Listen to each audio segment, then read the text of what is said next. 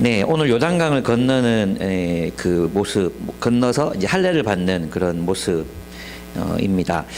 제가 그 올해 하나님께서 그 공짜로 해외 여행을 많이 시켜주실 계획인데요.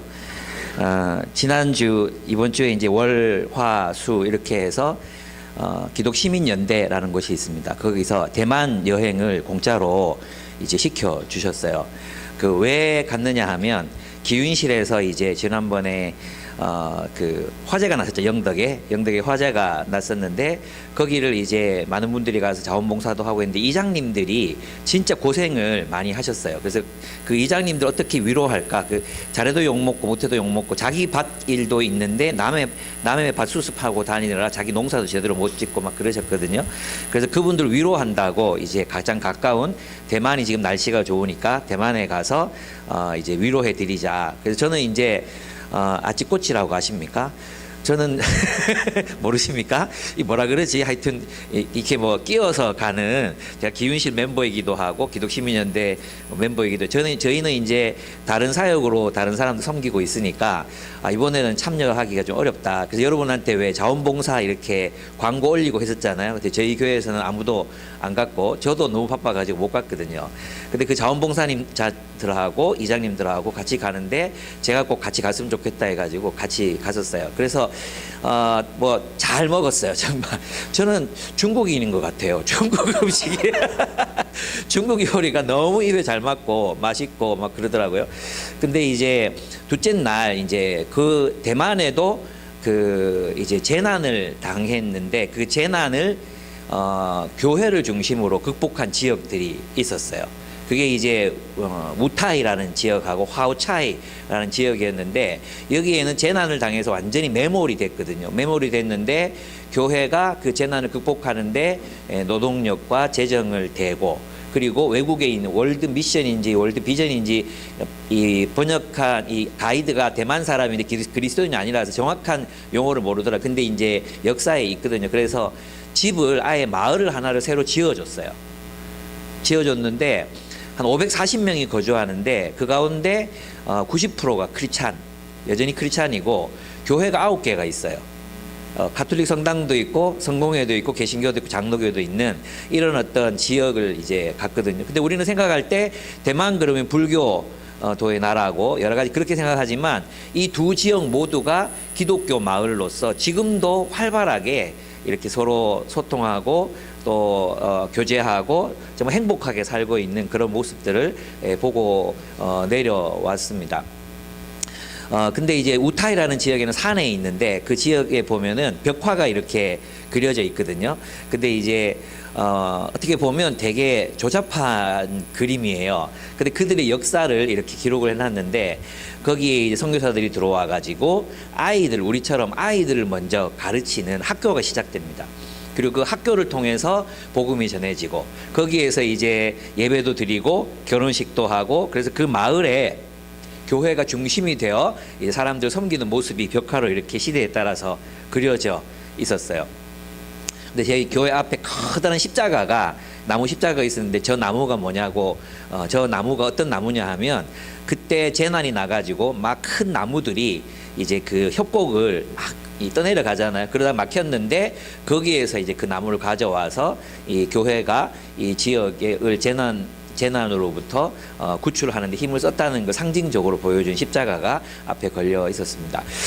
너무 아름다웠고 교회도 하나하나 모든 게 예술적으로 하나님의 은혜를 이제 표상하는 그런 상징들로 이게 교회를 채워놨는데요. 너무 아름답고 또 참 그걸 보는 기쁨이 있었던 것 같습니다. 제가 왜 이 얘기를 드리냐 하면 참 우리는 때때로 성공하고 때때로 실패합니다. 하나님 나라의 역사도 늘 성공한 것이 아니라 그렇게 성공했던 시절이 있었는가 하면 또 실패하는 시절도 있습니다. 오늘 우리는 여호수아기를 읽는데 이 여호수아기는 사실은 이스라엘이 또 실패를 겪으면서 기록했던 것이 여호수아기이거든요. 그래서 지금 성공을 앞두고 이 본문 우리는 이 이야기는 전개되지만 이 기록이 기록된 것은 포로기 때였기 때문에 포로기 때 구전으로 전해오는 걸 적었기 때문에 그러면 이제 포로기의 상황에서 이 여호수아기를 보는 거잖아요. 그죠? 그래서 그들은 이제 그들의 역사 속에서 한때 좋은 씨앗이었고 좋은 나무였던 어떤 최상급 포도나무로서의 여호수아기의 시대, 이제 요단을 건너가서 정복을 앞둔 그들의 마음을 이제 보는 거죠. 그러면서 우리가 다시 어떻게 일어날 수 있을까? 다시 우리가 어떻게 하나님의 나라를 세워갈 수 있을까? 그죠? 우리는 지금 포로로 잡혀와 있는데 우리는 어떻게 다시 여호수아기의 그 전쟁에서의 승리한 그 시대를 복원해낼 수 있을까라는 기억에서 이것을 이제 읽어야 된다는 거죠. 그렇다면 오늘날도 우리 한국교회가 때때로는 성공하고 때로는 실패하고 있는데 우리 교회는 이 전투 앞에서 하나님 나라를 세워가야 한다는 이 전투 앞에서 우리는 어떤 자세로 살아가야 하는가 하는 것, 우리는 때때로 이제 그런 마음이 들 때가 있습니다. 과연 우리가 추구하는 하나님의 나라를 이룰 수 있을까? 그죠? 아까 이제 여행 얘기를 잠깐 했었는데요. 여기 안타깝게도 제가 처음 만나서 이제 이야기한 사람들 중에는 자기를 소개하는데 성함이 이제 거룩한 백성이에요. 그런데 자신이 총신을 나온 목사인데 지금은 무신론 철학자가 되었다고 얘기한 사람이 있었어요. 그래서 저는 정말로 궁금했어요. 왜 그렇게 됐는지 물어보고 싶었는데 못 물어봤어요. 예. 근데 그분이 저를 자꾸 피하는 것 같기도 하고 그래가지고 못 물어봤거든요. 안 묻는 게 낫겠다. 나중에 친해지면 한번 물어봐야지. 이런 생각이 들었어요.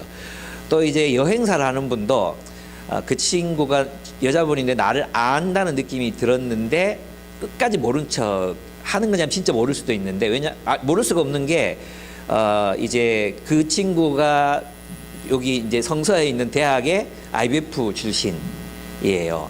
그러면 여러분하고 거의 비슷한 연배, 조금 어리거나 그렇거든요. 그러면 저를 모를 수가 없거든요. 저는 전설이니까.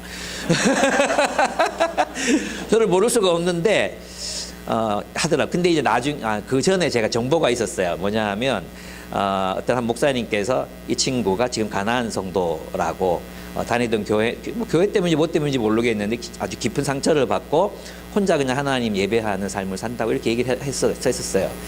제 마음이 너무너무 좀 슬프고 여행 내내 고통스러웠어요. 왜 우리는 이런 사람들을 자꾸만 배출해 낼까? 뭐 이런 생각들이 자꾸 들어가지고 그런 마음이 들더라고요. 어떻게 이런 일들이 일어날까? 이분들이 실망하고 상심한 이유들이 대충 짐작이 가잖아요. 그것은 한국교회의 어떤 실패, 한국교회가 잘못했던 어떤 사람들 때문에 아마 상처를 받고 나가게 됐겠죠. 참 그런 것들이 참 마음이 힘들었어요. 지금도 이제 그러거든요. 진짜 이제 신앙생활을 진짜 제대로 하고 싶었던 사람들이 가나안 성도가 되어 있는 경우가 많거든요. 저는 다 동의하진 않지만 일부 동의되는 지점들이 있다고 저는 생각합니다. 자신들이 꿈꿨던 공동체와 경험했던 공동체가 너무나도 차이가 났기 때문에 교회를 떠난 수많은 3040 젊은 세대들이 지금도 있다는 것입니다. 그래서 우리도 때때로 이제 그런 생각을 해요. 이분들이 마음에 가지고 있는 교회 그거 되겠나? 뭐 하나님 나라 이 땅에서 불가능해. 뭐 이런 어떤 자조적이기도 하고 또 어떤 패배한 사람들의 마음 속에서 그런 마음들이 있다는 거 우리 이해는 하잖아요. 그죠? 근데 이것이 이제 어쩌면 포로기의 삶을 살면서 여호수아기를 기록해 나갔던 기자들의 마음, 기자들이 처해야 했던 배경이었다는 거죠. 예. 우리 정말 다시 일어날 수 있을까? 우리 정말 하나님이 약속하신 하나님의 나라를 이룰 수 있을까? 그것은 성공할까? 역사 속에서 그것은 이루어질까? 그리고 수많은 아마 그 시대의 가나안 성도들 있잖아. 그 시대의 가나안 성도들 그거 안 된다? 뭐 꼬라지 봐라 이 되나 이게 지금 다 이렇게 무너졌는데 어떻게 다시 일어난단 말인가? 했을 때 여호수아기는 우리에게 여전히 하나님의 뜻은 성취되고 이루어져 가고 있고 비록 우리가 주님이 다시 오시는 그날까지 이것이 부분적인 승리, 때때로 패배하고 때때로 승리하게 되겠지만 우리는 하나님께서 반드시 이 일을 성취하시고 이루어 주실 거라는 걸 믿고 나아가야 된다는 것에 대해서 저는 여호수아기가 우리에게 이야기해 주는 것들이 있다고 생각합니다. 개인적인 삶에서도 마찬가지인 것 같아요. 내 모습을 보면 과연 뭐 하나님의 뜻이 나한테서 성화라는 것이 영화로워진다는 것이 이루어질 수 있을까? 그리스도의 성품을 담는 것이 정말 가능한 일일까? 라는 생각이 들잖아요. 그럴 때 우리는 여호수아기를 다시 펼쳐서 읽어야 합니다. 하나님께서는 여전히 우리와 함께 싸우고 계시고 우리의 편이 되어주시고 우리와 함께 일하신다는 사실을 깨달을 때 우리는 다시 용기와 힘을 낼 수 있다고 믿습니다. 그래서 이제 어떤 하나님 나라를 딱 시작할 때, 또 하나님 나라를 재건하고자 할 때, 또 무너진 어떤 것들, 또 우리가 어떤 새로운 일, 직장을 가지거나 가정을 가지거나 새로운 일을 도전할 때 우리는 그리스도인으로서 하나님의 뜻이 실현되기를 바라는 마음으로 그 일을 선택하고 그 일을 하잖아요. 그죠? 때때로 우리는 우리의 가정이 하나님 나라로 세워지길 원하는 마음으로 가정을 이루고 자녀를 낳고 이렇게 자녀를 키운단 말이에요. 또 직장에 가서도 내가 하나님의 뜻대로 직장 생활을 해내서 하나님께 영광이 되는 삶을 우리는 꿈꾸면서 이제 일을 하게 됩니다.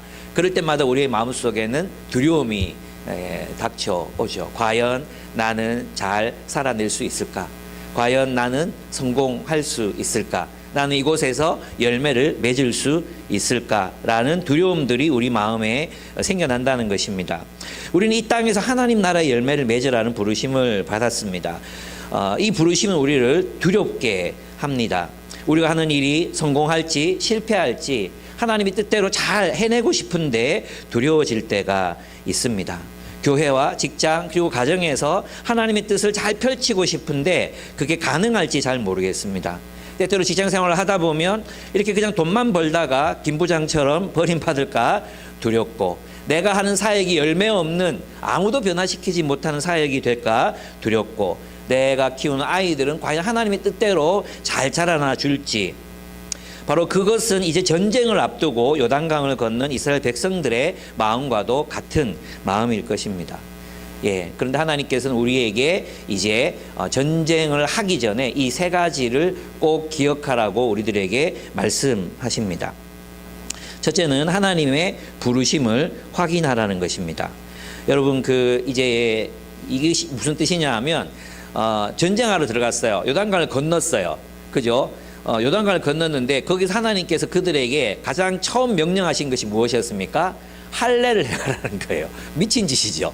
할례를 당해본 사람들은 아시겠지만 이게 보통 고통이 아닙니다. 그죠? 모른 척 하십니까? 할례를 당해보신 분들 알겠죠? 굉장히 큰 고통이고요. 그리고 이때 누가 쳐들어가면 뭐 다 그냥 속수무책 다 그냥 죽을 수밖에 없는 그런 상황입니다. 그런데 하나님께서는 그들에게 무모하게 할례를 행하라고 말씀하십니다. 왜 그러셨을까요? 그것은 이제 전쟁을 실행하기 전에 너희가 누구인지를 확인하라는 것입니다. 너희가 누구인지, 너희의 부르심, 너희의 정체성, 그것이 무엇인지를 알아라는 거죠. 그것 없이 싸움을 하게 되면 그냥 있잖아요. 노략질 하는 것밖에 안 되잖아요. 강도질 하는 것밖에 안 되잖아요. 그래서 너희가 왜 여기에서 전쟁을 해야 되는지, 왜 하나님의 싸움을 싸워야 하는지, 그리고 이 땅을 어떻게 하나님의 정의와 공의가 강물처럼 넘실거리는 나라로 회복할 것인지, 너희가 그 일을 위해 부르심 받았다는 것을 확인하고 전쟁에 임하라는 것입니다. 그래서 우리는, 저도 그럴 때가 많은데요, 뭐 준비 없이 막 할 때가 있거든요. 준비 없이 막 그냥 닥치는 대로 막 뛰어갈 때가 있어요. 그런데 하나님께서는 그들에게 막 뛰어가려는 마음들을, 두려운 마음들을 그 자리에서 주저앉히시고 너희가 누구인지를 생각하라는 것입니다. 여러분들, 우리가 어떤 직장 일이든 또 가정의 일이든 무엇이든 하나님의 나라를 위해서 살아가고 하나님의 나라를 위해서 부르심 받았다는 그 사실을 확인하지 않은 채 살다 보면 사라지는 대로 살게 되는 거죠. 흘러가는 대로 흘러가는 삶을 살아갈 수밖에 없기 때문에 너희가 누구인지 확인하라는 것입니다. 그래서 구약의 할례는 신약의 세례잖아요. 그 할례를 통해서 그들은 하나님과 언약을 세웠습니다. 여러분 창세기 17장 4절에서 6절을 보면 제가 읽어드리겠습니다. 나는 너와 언약을 세우고 약속한다. 너는 여러 민족의 조상이 될 것이다. 내가 너를 여러 민족의 아버지로 만들었으니 이제부터는 너의 이름이 아브라함이 아니라 아브라함이다. 내가 너를 크게 번성하게 하겠다. 이렇게 언약을 맺으셨거든요. 이 언약은 뭐냐 하면 핵심은 나는 너의 하나님이 되고 너희는 내 백성이 되어 하나님 내가 내 나라를 세워라. 내가 통치하는 하나님의 정의와 공의의 나라를 세워라는 거였잖아요. 그래서 그것에 대한 표시로 이제 17장 7절에서 8절을 읽어보면 이 아브라함과 세우는 이 언약은 아브라함과 하나님과 맺는 언약일 뿐만 아니라 그의 자손들이 함께 맺는 언약이 될 것이라고 말씀하십니다. 내가 너와 세우는 언약은 나와 너 사이에 맺는 것일 뿐만 아니라 너의 뒤에 오는 너의 자손과도 대대로 세우는 영원한 언약이다. 이 언약을 따라서 나는 너의 하나님이 될 뿐만 아니라 뒤에 오는 너의 자손의 하나님도 될 것이다. 네가 지금 나그네로 사는 이 가나안 땅을 너와 내 뒤에 오는 너의 자손과도 대대로 세우는 영원한 언약이다. 이 언약을 따라서 나는 너의 하나님이 될 뿐만 아니라 뒤에 오는 너희 자손의 하나님도 될 것이다. 내가 지금 나그네로 사는 이 가나안 땅을 너와 내 뒤에 오는 자손에게 영원한 소유로 주고 나는 그들의 하나님이 될 것이다. 이렇게 이 언약을 맺으시고 나서 그 언약의 표징으로 17장 11절 너희는 포피를 베어서 할례를 받게 하여라. 이것이 나와 너희 사이에 세우는 언약의 표이다. 이렇게 말씀하셨습니다. 그러니까 할례를 통해서 그들은 하나님의 백성이 되겠다는 결단을 하는 거죠. 그리고 하나님의 백성이 된다는 건 하나님의 미션, 하나님의 선교라는 하나님의 미션에 동의하고 그 가나안 땅을 하나님의 나라로 세우고 그리고 가나안 땅을 통해서 온 세상에 빛을 비추는 하나님의 나라가 될 것을 언약했다는 거죠. 그러니까 여러분 우리가 하나님 이게 구원의 은혜라는 게 이따가 또 말씀드리겠죠. 이 구원의 은혜라는 것은 사실은 하나님의 백성으로 서의 삶을 살아가게 된 것에 대한 은혜를 말하는 것이라고 할 수 있습니다. 그러니까 이 할례는 오늘날 신약에 와서는 무엇으로 바뀝니까? 침례가 되는 거죠. 침례. 우린 침례 받을 때 하나님의 백성이 되겠다고 하나님과 약속을 맺는 것입니다. 그래서 제가 골로새서 2장 11절에서 12절을 읽어드리겠습니다. 골로새서 2장 11절에서 12절. 여러분은 손으로 하지 않은 할례를 받고 육체의 죄 많은 몸을 벗어버렸으니 곧 그리스도께서 행하신 할례입니다. 이렇게 얘기해요. 그 할례가 무엇이냐 하면 여러분은 침례로 그리스도와 함께 묻혔고 또 그분을 죽은 사람들 가운데 살리신 하나님의 능력을 믿는 믿음으로 그리스도 안에서 그리스도와 함께 살아났습니다. 이게 할례라는 거예요. 이것이 바로 영적인 할례. 우리가 믿음을 통해 그리스도 안에서 세상에서 이제 해방을 얻어 그리스도 안에서 살아가는 삶을 살게 되었다. 이것이 예수께서 우리가 예수 믿을 때 주신 침례라는 것입니다. 그래서 할례는 침례로 이제 바뀌게 됩니다. 침례는 우리가 세상에 대해서 죽고 하나님을 향해 살아나서 하나님 나라의 백성으로 살아가겠다고 하나님과 언약을 맺는 것이라고 할 수 있습니다. 신약에 와서 달라지는 점은 우리가 침례를 받을 때 그들이 할례를 받을 때 성령이 임하신 건 아니었잖아요. 그래서 그들은 하나님의 율법으로부터 벗어날 수밖에 없었지만 이제 우리는 예수 그리스도의 이름으로 침례를 받을 때 영적인 할례를 받게 될 때 우리에게 성령을 부어 주십니다. 그래서 할례가 사람들이 신체에 나타나 있는 하나님의 백성의 표식이었다면 침례를 통해서 부어진 성령은 우리 영혼에 새겨진 하나님의 표식, 하나님의 백성, 하나님의 자녀라는 표식이 됩니다. 그래서 할례가 사람들의 신체에 하나님의 표식을 낸 것이었다면 성령으로 우리의 영혼에 하나님의 소유권을 나타내는 내적 표식, 그것이 바로 성령이라고 할 수 있습니다. 그래서 이제 공동번역으로 에베소서 1장 13절 제가 읽어드리겠습니다. 여러분도 그리스도를 통하여 여러분에게 구원을 가져다 주는 복음, 그 진리의 말씀을 듣고 믿어서 하나님의 백성이 되었습니다. 이것을 확인하는 표로 하나님께서는 여러분에게 약속하셨던 성령을 주셨습니다. 이거예요. 그리고 할례는 육체에 새겨진 하나님의 백성, 성령은 우리 영혼에 새겨진 하나님의 백성이라는 표식인 것입니다. 이 성령은 우리가 예수 믿을 때 모두에게 부어주시겠다고 약속하셨기 때문에 예수 믿고 침례받은 사람들에게 이 성령께서 우리 안에 내주하십니다. 하나님께서 그래서 우리의 외적인 모습을 보고 구원하시는 게 아니라 우리의 영혼에 새겨진 성령, 영혼에 부어진 우리 마음에 부어진 성령을 통해서 넌 내 백성이야 이렇게 말씀하신다는 것이죠. 그렇습니다. 그러면 이제 우리가 알아야 되는 게 뭡니까? 할례를 통해서 그들이 확인해야 했던 부르심, 그것은 무엇이냐 하면 바로 하나님이 허락하신 땅에서 새로운 문명을 창조하라는 소명이었다는 거예요. 여러분, 우리가 하나님과 언약을 맺고 성령께서 우리 마음에 부어진 이유는 우리가 그 성령을 따라 이 땅의 새 창조에 참여하는 것, 새로운 문명을 건설하는 일에 참여하는 것, 그것이 바로 성령을 부어주신 목표예요. 저는 있잖아요. 성경을 이제 30년 이제 막 연구하고 묵상하고 막 그러고 있잖아요. 그래서 느끼는 게 뭐냐 하면 복음주의 교회들이 너무 많이 성경으로부터 멀어져 갔다는 생각이 들었어요. 왜냐하면 우리 예수 믿고 구원받는다는 의미를 자꾸만 우리는 형벌을 우리 죄 씻음 받고 형벌을 피하고 죽어서 천국 간다는 의미로 자꾸만 받아들이기 때문에 우리의 삶이 죄에 붙들려 있는 거죠. 죄에 붙들려 있어요.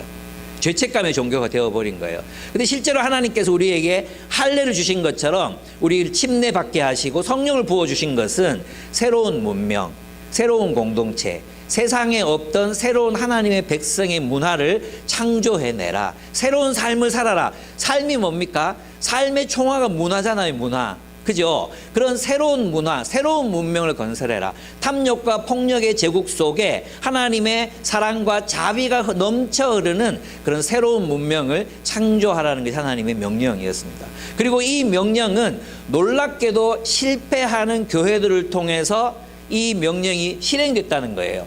놀랍게도 이 사명은 교회는 실패했지만 하나님께서는 실패하지 않으시고 새로운 문명을 계속 건설하시고 온 세상에 하나님의 빛이 스며들어가게 하셨습니다. 그래서 우리가 숨쉬는 공기처럼 살고 있는 우리 이 땅의 지금의 세상을 하나님께서는 창조해내고 마치 누룩처럼 온 덩어리를 변화시키고 계시는 그런 모습들을 우리는 확인하고 증명해낼 수 있습니다.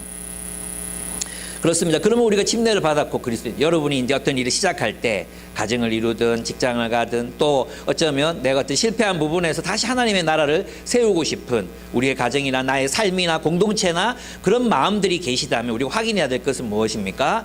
우리를 향한 부르심이 무엇인가? 나는 무엇을 위해 직장 생활을 하는가? 나는 무엇을 위해 우리 가정 생활을 하는가? 나는 무엇을 위해 교회의 사역에 참여하는가?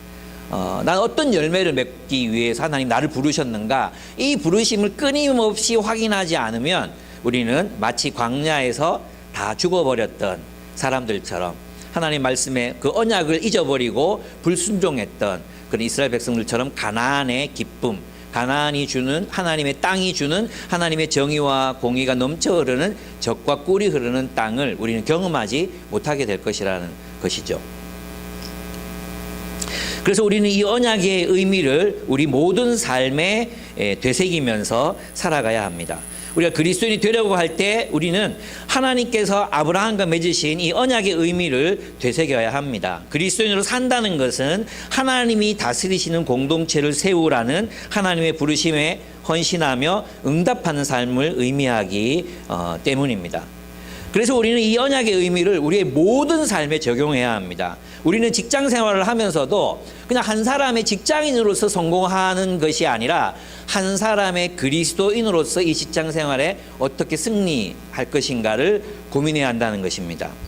우리는 어떤 한 사람의 어떤 그냥 이제 가장으로 어머니로 성공적인 인생을 살려고 노력하는 것이 아니라 한 사람의 그리스도인으로서 어떻게 우리의 가정을 하나님의 나라로 세울 것인가 그걸 깊이 고민해야 한다는 것입니다.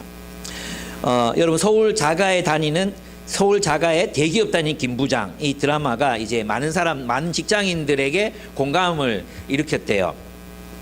여기에는 이제 회사에 그 자신의 모든 것을 가라는 오늘날 이제 50대 부장의 이야기가 들어 있습니다. 김 부장은 회사의 모든 것을 걸었습니다. 회사는 자신의 삶의 의미였고 터전이었고 자랑이었습니다.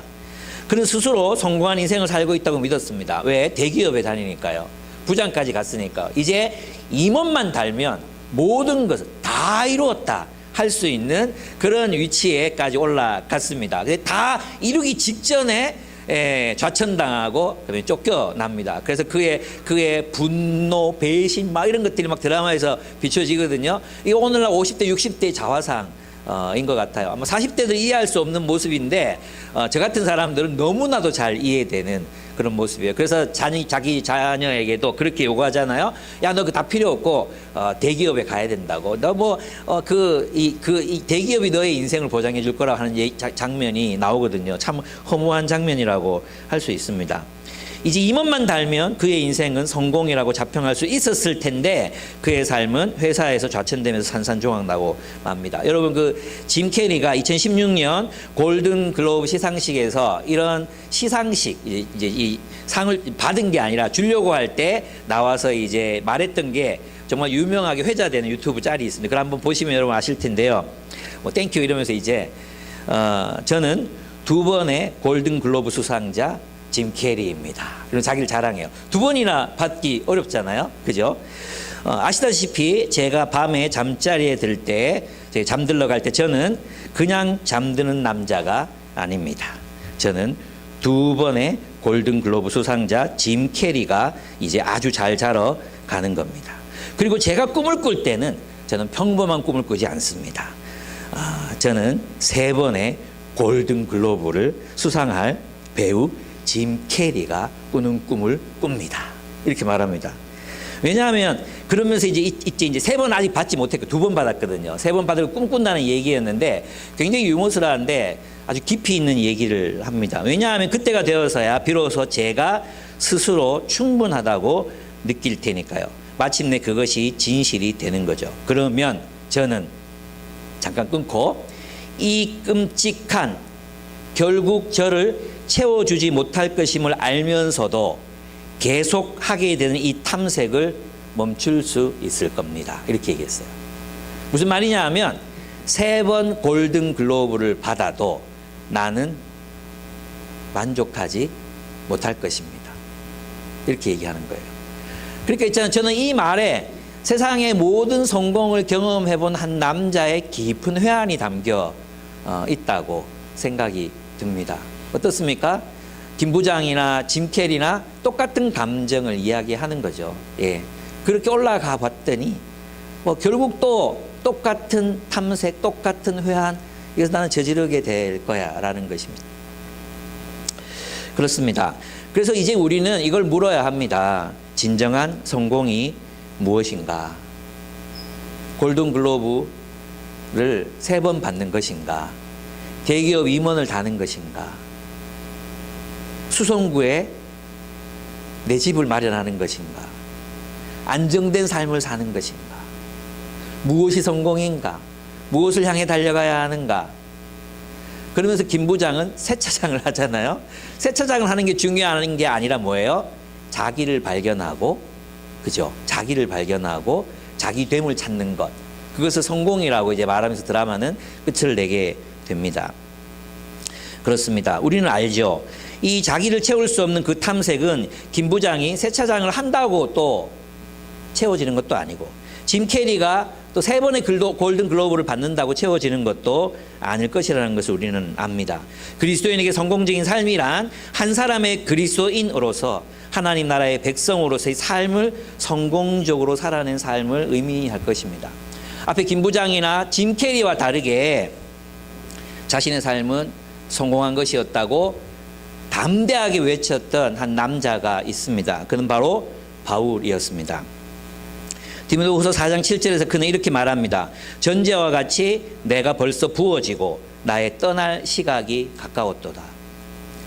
나는 선한 싸움을 싸우고 나의 달려갈 길을 마치고 믿음을 지켰으니 이제 후로는 나를 위하여 의의 면류관이 예비되었으므로 주 곧 의로우신 재판장이 그날에 내게 주실 것이며 내게만 아니라 주의 나타나심을 사모하는 모든 자에게 돕니라. 그렇습니다. 바울은 하나님 나라에 자신의 인생 모든 것을 걸었습니다. 바울은 하나님 나라에 자신의 삶의 의미를 두었습니다. 그리고 그것은 허무해질 수 없는 꿈이 되었습니다. 왜 그렇습니까? 하나님이 살아계시기 때문입니다. 하나님께서 그의 뜻을 이루어 가실 것이기 때문입니다. 하나님 나라 안에서 하나님 나라의 모든 것을 드렸던 우리의 삶은 결코 허무한 것으로 결정나지 않을 것이기 때문입니다. 그래서 그는 마지막 한 방울까지, 마지막 한 방울의 피까지도 하나님 나라를 위해서 쏟을 준비가 되어 있었고 끝까지 달리는 삶을 포기하지 않았던 것입니다. 그러면서 그는 제자였던 디모데에게 이렇게 말해요. 그러나 너는 모든 일에 신중하여 고난을 받으며 전도자의 일을 하며 내 직무를 다하라 말씀하십니다. 예, 우리 그리스도인의 삶에는 이렇게 열심히 주를 위해 살았으니 60대의 보상이 있을 것이다. 하나님 그렇게 말씀하시지 않습니다. 예. 우리 이렇게 열심히 달려가는 삶 그 자체가 보상이라고 주님이 말씀하십니다. 그것이 은혜라고 말씀하십니다. 그것이 구원이라고 말씀하신다는 거예요. 제 스승님께서 늘 이제 말씀하셨던 그 한 가지가 있습니다. 자신의 소망은 주를 위해 살다가 초췌한 모습으로 그분을 뵙는 것이라고. 예. 저도 그렇게 살고 싶습니다. 예. 저는 이루지 못한 꿈 때문에 회한에 빠져 살고 싶지 않습니다. 저는 늙어가고 싶지 않습니다. 저는 소멸당하고 싶지 않습니다. 저는 소진되고 싶습니다. 제 안에 에너지가 있다면, 제 안에 생명이 있다면, 제 안에 힘이 있다면 저는 그리스도를 위해서 마지막까지 불타는 마지막 불꽃까지도 주님께 드리고 가는 삶을 살고 싶습니다. 우리의 이 삶은 어느 단계에서 멈추는 것이 아닙니다. 우리는 마치 요한계시록의 나무, 올리브 나무처럼 우리는 끊임없이 하나님으로부터 공급받음으로 끊임없이 불꽃을 피우는 삶을 살아야 하는 그리스도인입니다. 우리의 불꽃이 사그라들고 꺼져가고 있다면 우리의 기름을 공급하는 나무, 바로 성령님과의 교제가 단절되어 있다는 것을 의미합니다. 우리에게 계속 기름 부음이 있는 한, 우리에게 계속 기름을 공급해 주시는 하나님이 살아계시는 한 우리는 끊임없이 불꽃을 태울 수 있습니다. 저는 제 스승님이신 박영도 목사님 통해서도 그걸 보고 제 옆에 있는 수많은 나이 든 사람들 통해서 봅니다.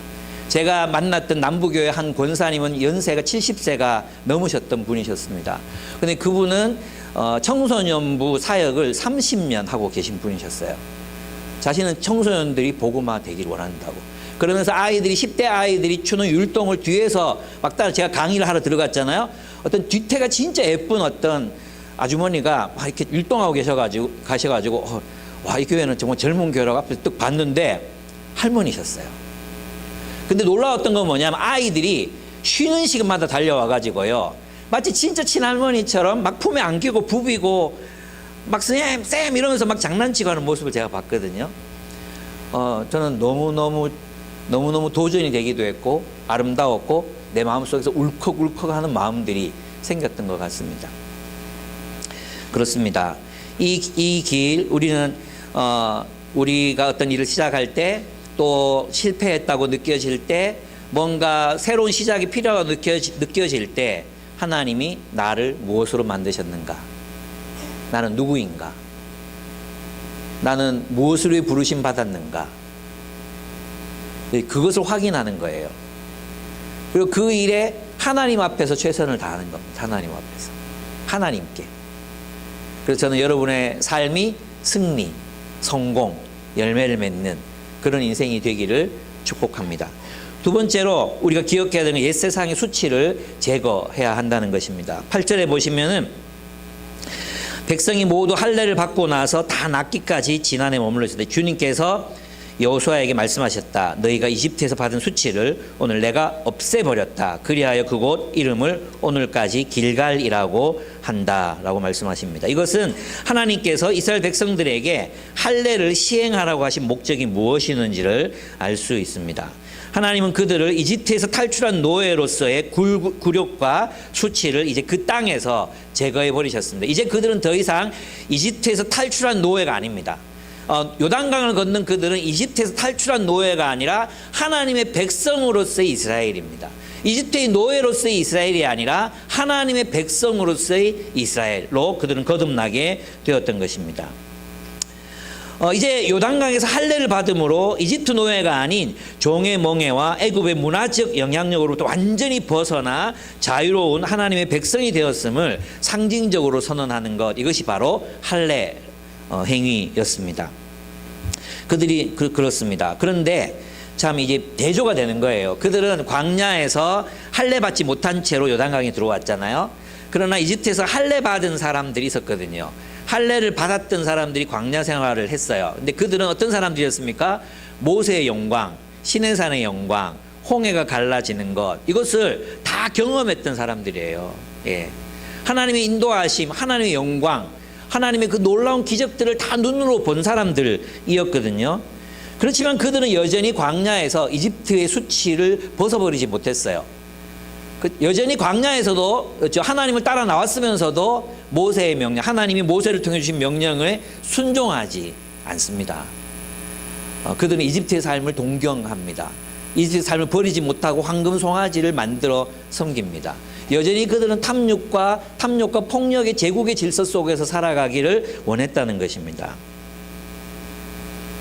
그래서 하나님께서는 그들이 하나님의 언약을 신뢰하지 않았기 때문에 약속을 받은 가나안 땅에 들어가지 못하게 하십니다. 하나님은 이스라엘의 새로운 세대를 일으키셔서 새로운 문명을 건설하려고 하십니다. 여호수아 5장 6절을 보시면 이스라엘 자손 가운데 이집트를 떠날 때 징집 연령에 해당하던 남자들은 40년을 광야에서 헤매는 동안에 그 광야에서 다 죽고 말았다. 주님께서는 우리에게 젖과 꿀이 흐르는 땅을 주시겠다고 우리의 조상에게 맹세하셨지만 이집트를 떠난 조상이 주님의 말씀을 순종하지 않았기 때문에 그들이 젖과 꿀이 흐르는 그 땅을 볼 수 없게 하겠다 맹세하셨다라고 기록되어 있습니다. 이 말씀은 무엇입니까? 즉 하나님의 나라는 우리가 하나님의 뜻에 순종할 때 젖과 꿀이 흐르는 땅 가나안의 유업을 경험할 수 있게 된다는 뜻입니다. 우리가 옛 수치, 세상에서의 가치관, 세상의 목표, 세상의 어떤 문화, 이것을 가지고 하나님 나라에 들어와서 하나님 나라를 누릴 수 없다는 거죠. 이건 다 요단강 건너기 전에 다 해결해야 되는 거예요. 예, 다 해결하고 요단강 건너야 돼. 그 요단강 건너서는 어떻게 해요? 하나님 백성으로 이제 하나님 나라의 가치관으로 살아가기를 결단하고 그렇게 살아가야 한다는 것입니다. 우리 수치스러운 과거, 그 모든 과거는 우리가 예수 그리스도를 믿어서 성령으로 침례를 받았을 때 다 지워져 버렸습니다. 그리고 하나님 우리에게 새로운 시작을 허락하셨습니다. 하나님은 새로운 시작을 위해 우리 세대를 일으키시고 그들의 수치를 벗겨내시고 또 굴러가게, 그냥 길갈 굴러가게 하셨습니다. 그렇죠. 우리 요단강을 건넜습니다. 여러분 있잖아요. 요단강 건넜다는 이야기를 여러분 어떻게 이해하십니까? 죽었다. 걔 요단강 건너가서 죽었다고 이해하잖아요. 그죠? 이제 죽었어요, 우리는. 예, 요단강을 건넜어요, 우리 침례 받았잖아요. 요단강 건넌 거예요. 우린 다 죽었어요. 그죠? 그리고 어디로 돌아왔습니까? 가나안 땅으로 돌아왔어요. 가나안 땅. 이제 여러분 가나안 땅에 들어오면 안식이 있을 거라고 얘기하셨거든요, 주님이. 안식. 그죠? 근데 그들 기다리고 있는 거 안식이 아니라 뭐였습니까? 전쟁이었어요, 전쟁. 그러니까 우리가 요단강을 건너왔어요. 그럼 우리에게 이제는 이제 쉬자 이게 아니라 하나님의 전쟁, 하나님의 전투에 참여하는 사람이 된다는 거 의미한다는 거죠. 그죠? 이제는 우리가 우리의 싸움을 싸우는 게 아니라 하나님의 싸움을 싸우는 존재로 이제는 함께 싸워가야 한다. 이런 의미가 있습니다. 바울은 이 세상, 이 새로운 땅에서의 삶을 이렇게 말했어요. 데살로니가전서 1장에 이런 이야기가 나옵니다. 너희의 믿음의 역사와 사랑의 수고와 우리 주 예수 그리스도에 대한 소망의 인내를 우리 하나님 아버지 앞에서 끊임없이 기억함이니 그랬어요. 이게 뭐냐 하면 바로 요단강 건넌 사람들의 삶이라는 거죠. 첫째가 뭡니까? 믿음의 역사. 역사는 뭐예요? 수고는 일하는 거, 일. 믿음의 워킹, 미니스트리. 믿음의 미니스트리. 믿음의 사역. 그 믿음이 있으면 사역을 한다는 뜻이고요. 사랑의 수고. 이 수고는 뭐예요? 코퍼스라고 어떤 단어라 그랬죠? 노예들의 노동을 의미하는 거예요. 노예들의 노동. 사랑의 수고. 우리가 그리스도인이 된다는 게 있잖아요. 바로 이 믿음의 역사와 노예가, 사랑의 노예가 된 수고를 감당하는 삶을 사는 것이 요단강에서 우리의 싸움이라는 겁니다. 그리고 우리는 하나님의 나라를 소망하기 때문에 뭐 해야 된다고 말합니까? 소망의 인내. 이걸 봤다. 그러니까 하나님 나라의 유업이 너희에게 주어질 것을 나는 안다. 왜? 너희는 하나님의 말씀, 하나님의 언약에 순종하고 그 언약을 믿고 순종하는 삶을 살기 때문에 하나님의 나라를 지금 여기에서부터 누리게 될 것이다. 그러니까 우리가 하나님의 나라를 누린다는 건 무엇입니까? 바로 믿음의 역사와 사랑의 수고와 소망의 인내를 따라 사는 삶, 그 자체가 하나님 나라라는 것입니다. 기대했던 것과 다르죠. 우리 예수 믿으면 아무 고민도 없고 수심도 없고 힘든 일도 없고 이렇게 생각하잖아요. 그렇지 않다는 것입니다. 근데 놀라운 건 뭐냐 하면 바로 이 믿음의 역사와 사랑의 수고와 소망의 인내가 우리를, 이 땅을, 하나님이 우리에게 맡기신 이 공동체를 하나님 나라의 공동체로 변화시켜 간다는 거예요. 우리의 수고의 보답은 우리가 함께 수고해서 일군 이 공동체 그 자체가 될 것이라는 것입니다. 그러므로 여러분, 우리는 다시 요단강 저 너머로 돌아갈 수 없다는 사실을 깨달아야 합니다. 우리가 요단강을 건넜다는 것은 우리가 옛 세상으로부터 새로운 세계로 건너왔음을 의미합니다. 이제 우리는 우리 안에 새겨진 이제 이 자기중심적이고 육신적이고 세상적인 문화를 벗겨내는 마음의 할례를 행해야 합니다. 여러분들의 불평과 불만들이 막 터져 나올 때 이렇게 들어보면 어쩌면 애굽 사람들이 다시 돌아가자 막 그렇게 외치는 외침으로 느껴질 때가 가끔씩 있습니다. 돌아가자. 너무 힘들다. 하나님 나라 백성을 사는 게 힘들다. 다른 사람 섬기는 거 너무 어렵다. 사랑하는 거 힘들다. 용서하기 싫다. 막 그죠? 화해 안 할래. 언제까지 이렇게 수고해야 돼? 저한테 물으시면 제가 뭐라고 대답하겠습니까? 죽을 때까지. 너무 끔찍해? 그럼 불교 가시면 돼요. 불교는 그런 거 없거든. 근데 하나님께서 우리에게는 요단강 이후에 전쟁을 말씀하셨잖아요. 그 말이 뭐겠어요? 자기중심적이고 탐욕과 폭력에 찌든 문화 속에 이제 사랑의 수고가 넘치는 나라를 세우라는 거 아니에요. 우리는 그런 사랑의 수고가 넘치는 공동체를 지금 누리고 있고 경험하고 있다고 생각합니다. 비록 작은 분량이겠지만 우리가 서로 사랑하니까 좋지 않습니까? 서로 마음을 나누니까 행복하지 않습니까? 누가 아프다고 할 때 국왕 그릇 끓여서 나눌 때 우리 마음이 벅차오르는 것을 느끼지 않습니까? 누군가가 필요한 사람들을 위해서 돈을 모으고 그것을 그 친구 몰래 이렇게 줬을 때 희열이 느껴지지 않습니까? 그리고 하늘을 바라보면 하나님, 내가 하나님 원하신 뜻을 행했다고 하나님 앞에 자랑스러워, 그때 여러분 마음이 기쁨에 넘치지 않습니까? 우리가 불행해지는 이유는 이기적으로 살기로 결단하기 때문에 불행해지는 것이지, 우리가 누군가를 사랑할 때는 우리는 충만해지게 되어 있습니다. 놀랍게도 우리는 누군가를 사랑하기 위해서 계속해서 자가 발전을 할 때 우리는 더 충만해지는 존재라고 할 수 있습니다. 우리가 힘들면 지치면 쉬면 돼요. 지치면 쉬면 됩니다. 그죠? 쉬세요. 괜찮아요. 뭐 1년씩 쉬고 안식년도 있고, 그죠? 쉬면 돼요.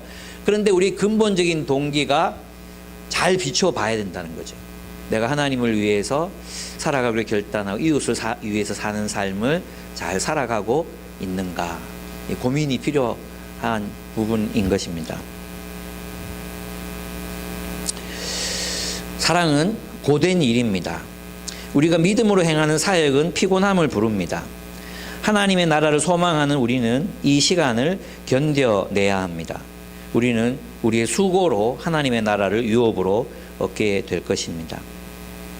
사랑은 중간에 포기하는 것이 아닙니다. 여러분들 자녀를 기르시는 이유가 뭐예요? 여러분 자녀 기르시면 되게 고단하고 힘들죠. 그죠? 되게 나는 애 키우는데 너무 편했어요. 이런 사람 있습니까? 얘는 진짜 왜 이런지 몰라. 너무 편해. 뭐 얘는 수고로움 하나도 없이 나의 기쁨이었어. 이런 사람 있습니까? 손 들어보세요. 없어요. 고생스럽잖아요. 그런데도 여러분 어떻게 생각합니까? 얘를 내가 30살까지만 키우면 그 다음부터는 내가 얘로부터 내가 보상을 얻을 것이다. 나를 먹여 살릴 것이다. 해외여행도 시켜줄 거야. 이런 기대로 키우는 사람이 있으면 손 들어보십시오. 없잖아요. 그게 사랑이잖아요. 애가 성인이 돼서 잘 살아. 그래도 끊임없이 사랑하고 싶잖아요. 내가 있으면 주고 싶고. 그죠? 우리 집에 있는 것도 나눠주고 싶고. 그래서 우리 부모님 댁에 가면 냉장고 있는 거 막 꺼내고 막 주시잖아요.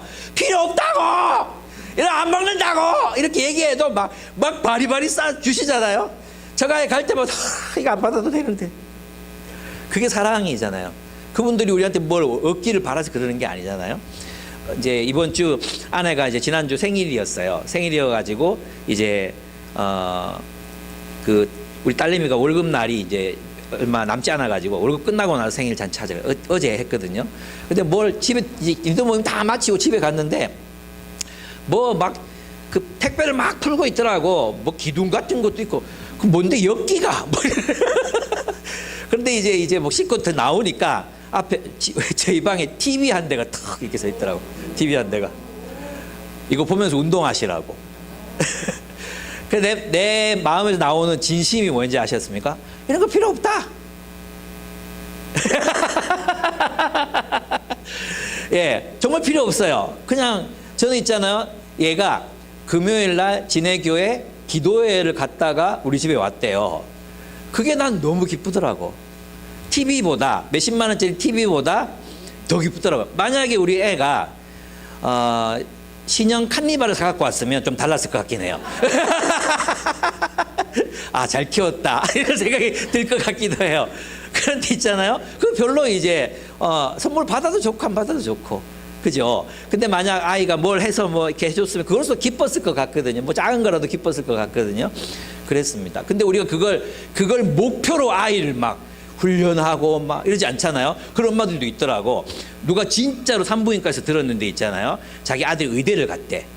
근데 막 얘기하는데 그래서 사람들이 막 옆에서 아들 의대에 갔다고 막 너무 좋아하고 막 기뻐하고 막 좋아할 거 한 개도 없다. 그 다 며느리 거다 이러니까 그래서 의대 합격했다는 소식 듣고 묵가 아팠다 이렇게 정관 수술 해버린 거예요. 너무 끔찍하지 않습니까? 그 얘기를 누가 듣고 와가지고 나한테 얘기하는 거예요. 그런 부모들을 우리 어떻게 생각합니까? 어떻게 그렇게 생각하잖아요. 그렇습니다. 우리가 누군가를 사랑하는 일로 부르심을 받았다는 것은 보상을 바라지 않고 수고한다는 의미예요. 잠 못 자고 힘들고 고민해야 돼요. 고민. 이렇게 막 왜 안 돌아올까? 이 정도 내가 사랑했으면 이제 돌아올 법한데 왜 안 돌아올까? 왜 똑같을까? 왜 그 자리일까? 막 그런 생각이 들잖아요. 그죠? 그게 저는 사랑의 마음일 거라고 생각합니다. 그러나 우리는 보상을 바라지 않고 끊임없이 우리를 향해서 사랑을 부어주셨던 예수님 기억하고 또 사랑하고, 이게 우리에게 주어진 일이지 그 결과는 하나님께 맡겨야죠. 그렇죠? 예수님도 있잖아요. 씨앗 비유하시면서 뭐라고 말씀하셨어요? 좋은 밭에 뿌려진 씨, 가시밭에 뿌려진 씨, 그죠? 또 돌짝밭에 뿌려진 씨, 길가에 뿌려진 씨 말씀하시잖아요. 그러면서 씨를 뿌리고 난 뒤에는 누구 책임이라 그래요? 밭 책임이라고. 씨의 책임이 아니고 밭의 책임이라고. 저는 이제 그 가시밭, 온갖 재리의 유혹과 염려, 세상 염려 때문에 결실치 못한다. 하나님은 그 사람에게 말씀하시는 재리의 유혹, 그죠? 세상 염려 때문에 결실치 못한다. 이 말씀을 우리가 기억해야 됩니다. 여러분, 사랑은 그냥 우리가 그냥 주는 거예요. 이렇게. 열매는 하나님이 맺는 거고, 우린 그저 순종해서 수고하고 애쓰고 사랑하는 겁니다. 우리가 자녀들을 기를 때 최선을 다해서 기르는 것처럼. 그리고 그들이 나중에 성인이 됐을 때는 어떻게 합니까? 자신의 선택을 하라고 자유를 주는 것처럼. 예. 이 새끼 내가 너 왜 키웠는데? 카니발 사오라 했잖아. 내 친구 신흥종 목사는 딸 셋이 칸니발 신형 사줬는데 니들 셋은 도대체 뭐 하는 거야? 이러려고 내 키우는 게 아니잖아요. 아, 그죠? 여러분, 사랑의 보상, 대가, 하나님이 주시는 거예요, 하나님이. 하나님이 주시는 것으로 기뻐하고 만족하고, 참 그렇더라. 내가 정말 쏟았던 에너지에 비해 그 사람한테 열매가 나오지 않아. 근데 하나님은 엉뚱한 데서 보상을 주시는 것 같아요. 예. 저처럼 이번 대만 여행, 예, 무료 여행 가서 진짜 내 생각에 하나님이 나를 위해 허락하신 여행이다. 이렇게 맛있을 수가 있나? 이렇게 아름다울 수가 있나? 이렇게 위로가 될 수 있나? 예, 거기 나를 모르는 사람들이니까 더 편한 거야. 너무 편했어요, 진짜. 예.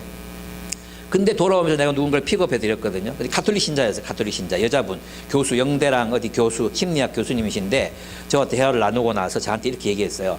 이번 여행을 통해서 목사님들에 대한 편견이 사라졌습니다.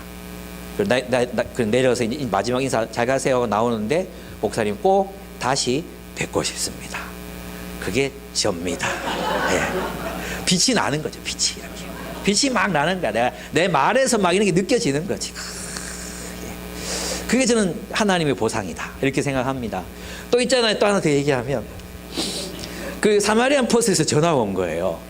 목사님 저랑 같이 가셔야 될 때가 있다고. 어디 가냐고 그랬더니 남아프리카 공화국으로 가재요. 그 비행기 싸가고 비쌀, 저희가 다 될 테니까 몸만 가시면 됩니다. 이래가지고 제가 또 6월 달에 남아프리카 공화국을 공짜로 다녀오겠습니다. 좀 이런 여행을 자꾸 많이 하게 되네. 하나님이, 김유복 수고했다. 그러고 이런 걸 막 부어주시는 것 같아요. 너 수고했어. 근데 비행 시간이 23시간이야.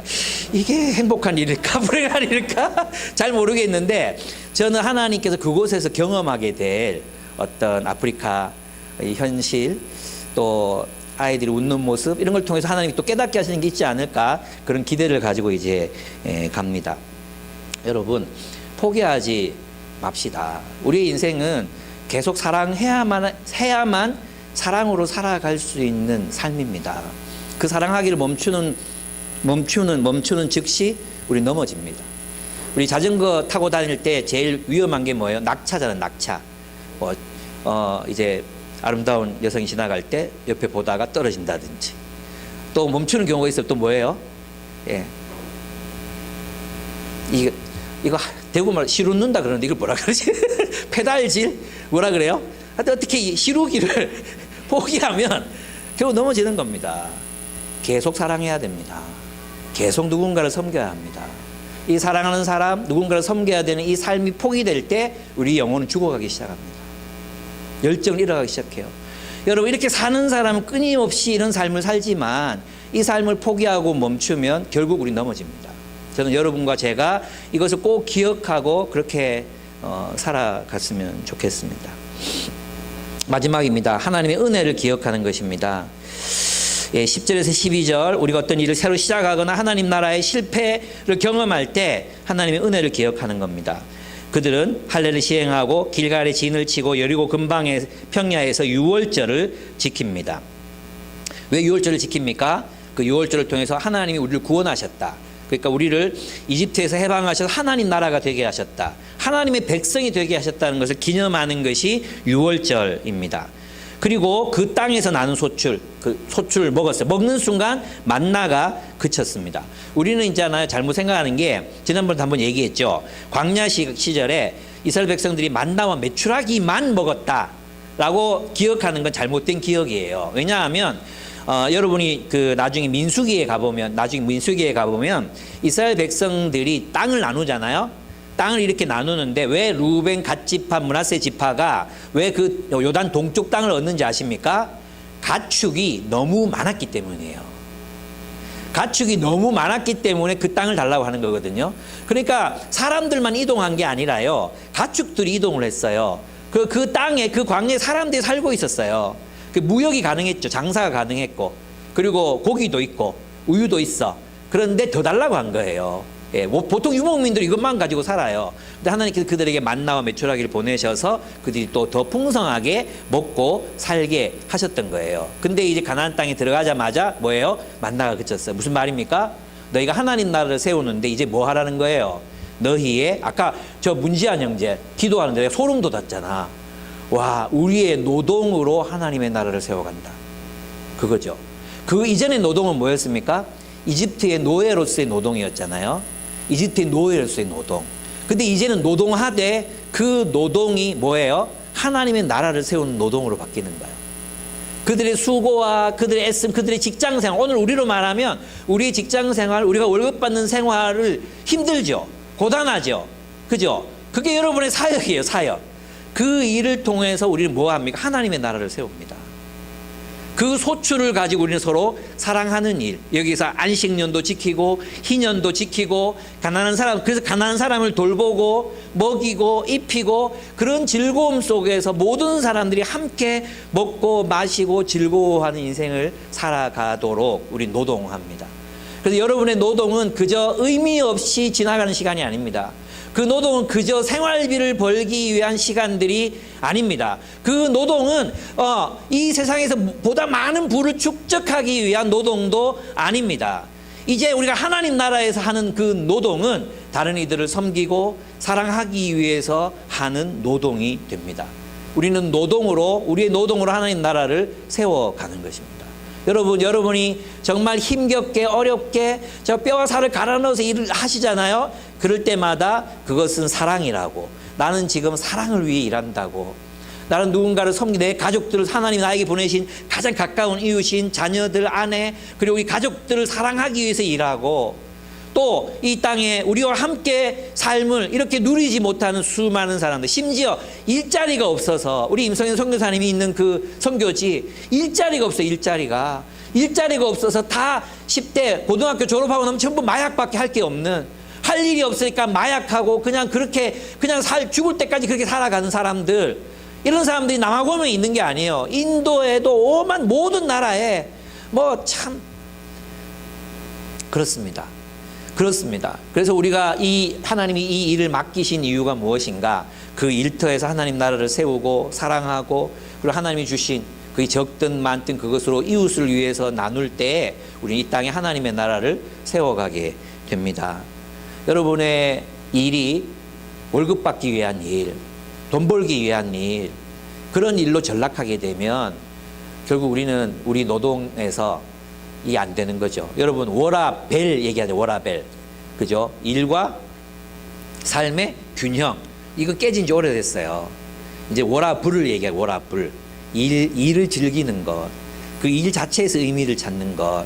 그리고 그것이 삶과 이어질 때 진정한 안식, 샬롬을 누리게 되는 것입니다. 일은 저주고 삶은 행복이다. 이런 이분법은 존재하지 않습니다. 예. 안 그렇습니까? 때로는 삶이 지옥일 때가 더 많습니다. 우리의 일보다 삶이 지옥일 때가 더 많아요. 그렇죠? 그래서 우리는 이 모두를 하나님 나라의 안에 통합해서 살아가는 법을 배워야 합니다. 저는 제 아내의 삶을 보면서 이제 요 얘기하고 마칠 텐데요.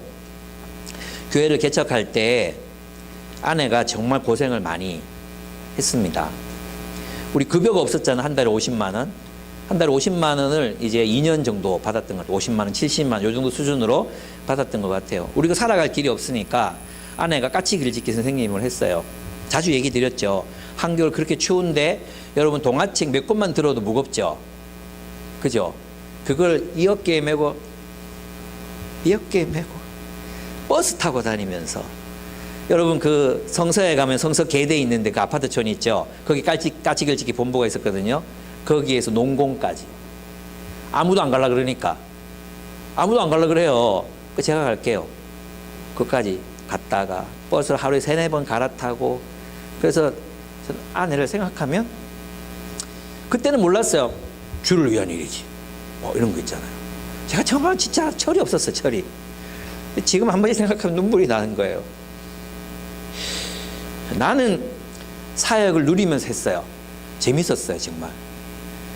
물론 운전 하루에 4시간 하고 막 그러면서 이제 아이들 태워주고 뭐 이러면서 힘들긴 했지만 힘들다는 걸 못 느꼈거든요. 근데 아내는 정말 우리 교회가 이렇게 세워진데 가장 밑바닥에는 아내의 땀과 피가 흐르고 있다. 여러분이 기억해 주셨으면 좋겠어요. 예. 그래서 아내의 생일 때 좀 CU 쿠폰 같은 거 젤리 이런 거 보내셔도 돼요. 아내는 그 작은 거 하나로 정말 기뻐하는 사람이거든요. 그렇게 좀 해주셨으면 좋겠어요. 저희 교회 역사에서 김남영을 지울 수 없다고 저는 생각합니다. 진짜 개고생했습니다. 저는 아내의 수고를 보면 느꼈어요. 뭐냐 하면 아내가 그렇게 수고했기 때문에 그때 학생이었던 여러분들과 또 사람들을 세울 수 있었잖아요. 그죠? 애를 안고 하나는 걸리고 하나는 업고 다니면서 여러분 가르쳤어요. 주부 모임 했어요. 자녀를 이렇게 키우자. 예. 그렇게 해서 여러분이 이렇게 세워진 겁니다.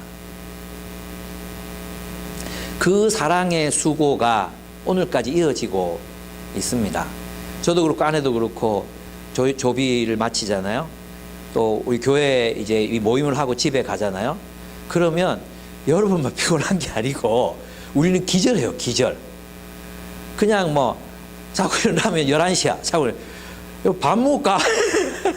밥 먹기 늦은 시간이고 지금은 그래. 옛날에 안 그랬는데 언제부턴지 너무 서로 지쳐가지고 그런 거예요. 예. 제가 뭐 알아달라 이런 얘기를 하는 게 아니라 그 사랑의 수고가 지금까지 이어지고 있다는 것을 여러분들이 기억하고 여러분도 그 삶을 함께 따라와 줬으면 좋겠어요. 예. 이런 건 가스라이팅이 아니거든요. 예. 가스라이팅은 지들은 잘 살고, 그죠? 남들한테 요구하는 거잖아요. 우리 지방에 그런 사람도 많아요. 근데 함께 갑시다. 예. 함께 가는 거죠. 그것이 교회를 세우고, 그건 뭡니까? 가나안을 약속의 땅으로 만드는 것입니다. 순종하지 않으면 약속의 땅은 없습니다. 광야에서 죽어요. 광야에서. 근데 순종한다는 건 뭐죠? 뭐에 순종한다는 거예요? 사랑에 순종해라는 거 아닙니까? 여호와의 도를 지켜 의와 공도를 행하라. 내가 너희를 사랑한 것처럼 서로를 더 뜨겁게 사랑해라. 저와 여러분의 고민이 어떻게 주님 내가 더 뜨겁게 서로 사랑할 수 있을까요? 이만하면 이제 내 것 좀 챙겨도 안 될까요? 그런 거 아닌 것 같은데. 이만큼 했으니 하나님 더 많이. 이렇게 얘기하면 이건 가스라이팅 같아요. 여기서 멈추도록 하겠습니다. 여기서 멈추겠습니다. 네. 여러분의 삶, 여러분 스스로도 돌볼 수 있어야 됩니다. 여러분 스스로도 그것도 하나님 뜻이에요. 하나님 뜻. 근데 제가 말하는 건 뭐냐, 우리 중심이 자꾸만 광야를 살다 보니까 세상을 자꾸 받아들이는 거죠. 세상. 저 사람들 인스타 이런 거 올리는데, 저 사람들 이런 거 먹고 사는 것 같은데, 저 사람들은 저런 데도 여행 다니는 것 같은데 왜 나는 영덕에 머물러야 하지? 기껏해야 영덕밖에 못 가지? 이런 마음들을 버리고 비교하지 말고 하나님이 주신 분량을 따라 열심히 사랑하며 사는 삶. 나는 여러분이 그런 삶을 선택하고 살았으면 좋겠어요. 예. 마지막 날 우리 정말 사랑하는 사람들에게 할 수 있는 말이 뭘까? 여러분에게 제가 드릴 수 있는 말이 뭘까? 참 고마웠어요. 고마웠습니다. 저를 아낌없이 사랑해 주셔서 참 감사했습니다. 그런 말 아닐까요? 저는 우리가 그런 삶을, 누군가에게 감사가 되는 삶을 영원토록 살아가는 것, 그것이 하나님 나라가 아닐까, 그렇게 생각합니다. 우리 함께 찬양하고 함께 기도하겠습니다. 네.